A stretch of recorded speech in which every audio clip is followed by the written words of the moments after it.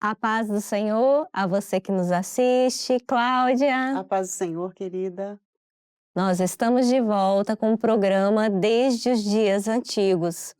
Como nós mencionamos em todos os episódios, a nossa abordagem foi desenvolvida a partir de uma visão de mundo cristã em consonância com a nossa confissão de fé, pois cremos que o Senhor é o dono do tempo. E por Ele e para Ele todas as coisas foram criadas pela palavra do seu poder. Nós estamos estudando o Império Persa e no episódio anterior nós lançamos um questionamento. Quais foram as rupturas e as permanências entre o antigo Império Persa e o atual Irã? Nós vimos que Ciro organizou o império e ficou conhecido pela sua benevolência para com os vencidos, proibindo pilhagens por parte de seu exército, considerando que esse rei ele ficou conhecido por uma política relativamente conciliadora em relação aos povos conquistados, permitindo a continuidade de tradições locais e até o retorno de alguns grupos deportados. Como o sistema administrativo foi centralizado, houve uma maior integração administrativa de regiões que já possuíam contatos antigos entre si. Facilitada pela construção das estradas, que foi mencionado no episódio passado, com destaque para a Estrada Real, com mais de 2.400 quilômetros de extensão.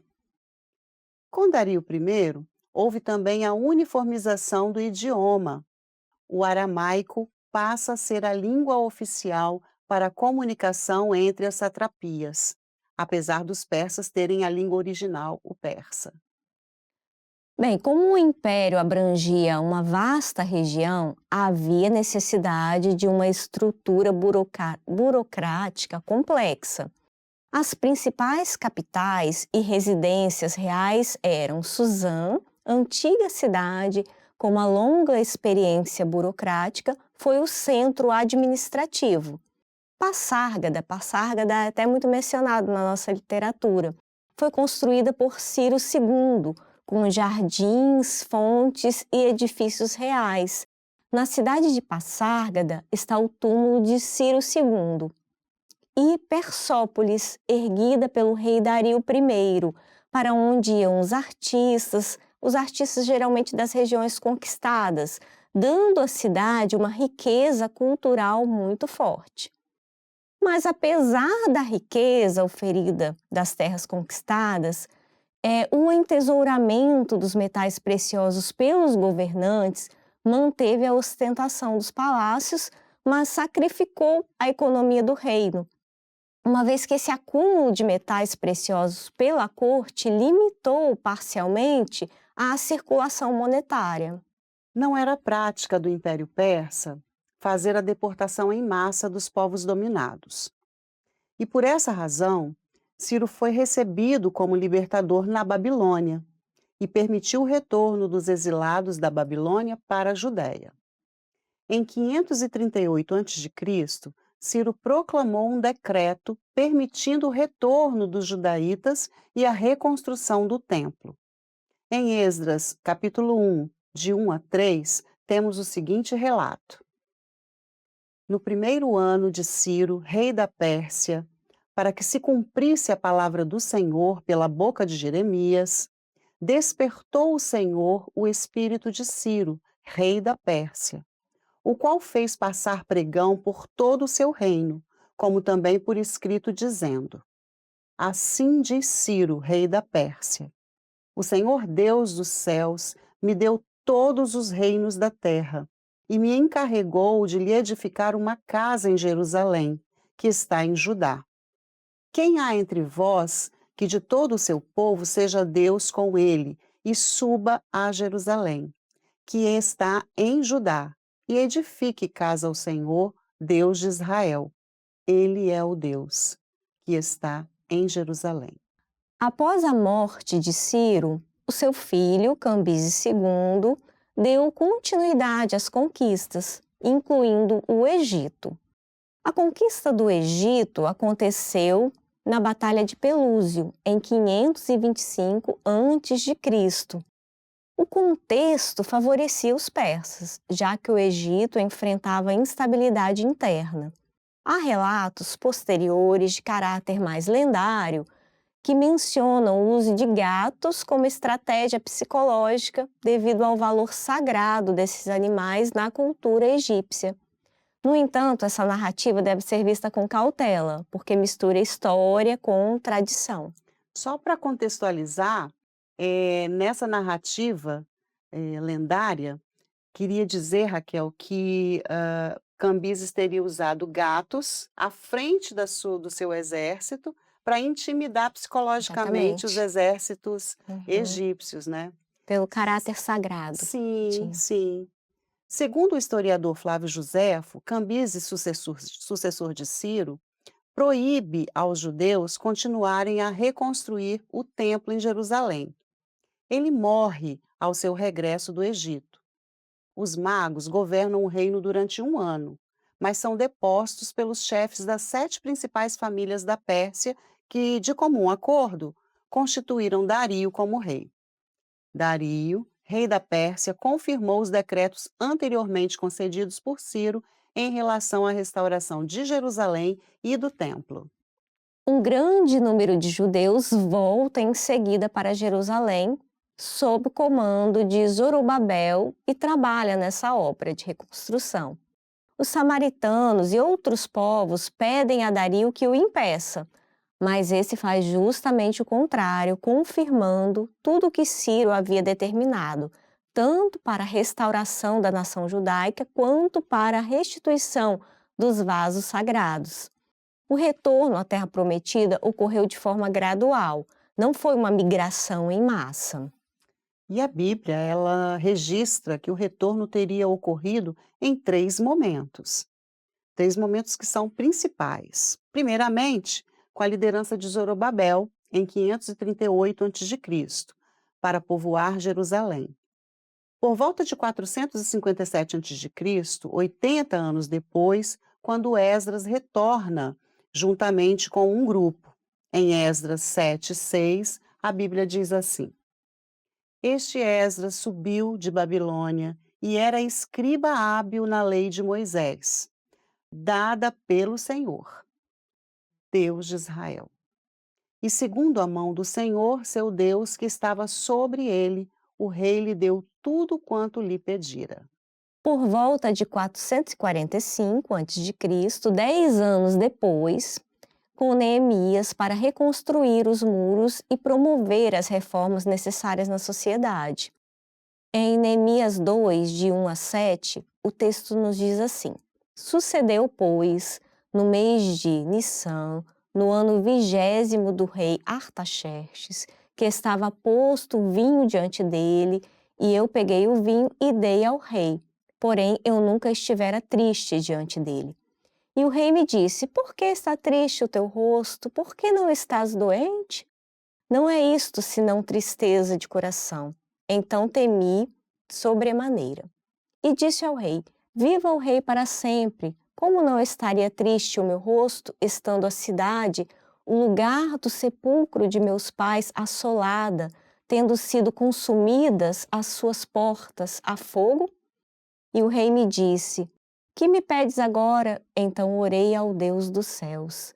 E disse ao rei: Se é do teu agrado do rei, e se teu servo é aceito em tua presença, peço-te que me envies ajudar a cidade dos sepulcros de meus pais, para que eu a reedifique. No verso 6, o texto diz assim: Então o rei me disse, estando a rainha assentada junto a ele: Quanto durará a tua viagem e quando voltarás? E aprouve ao rei enviar-me, apontando-lhe eu um certo tempo. Disse mais ao rei: Se ao rei parece bem, deem-se-me cartas para os governadores da além do rio, para que me permitam passar até que chegue a Judá.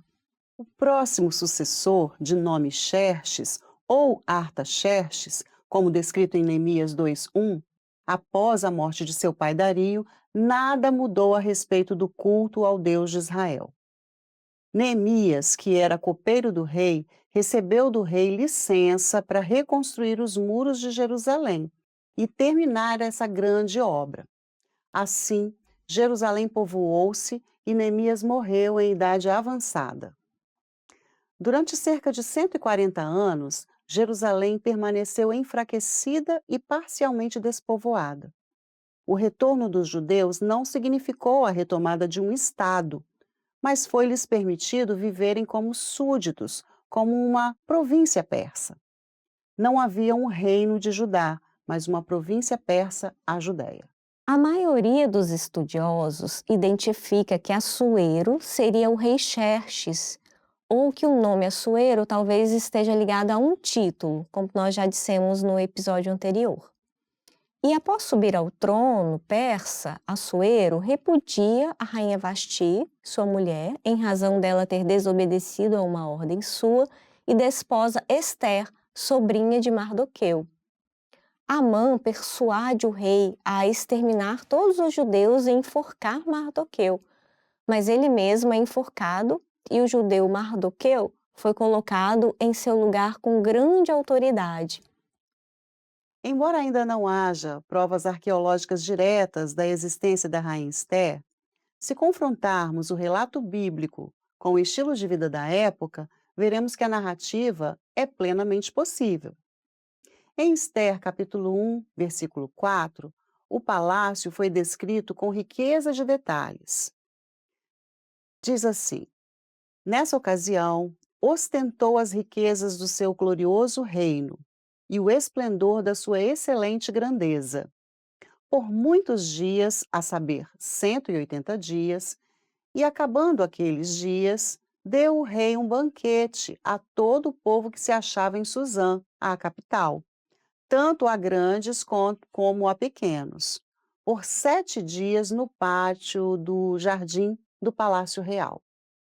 As cortinas eram de pano branco, verde, azul, celeste, atadas com cordões de linho fino e de púrpura a argola de prata e as colunas de mármore.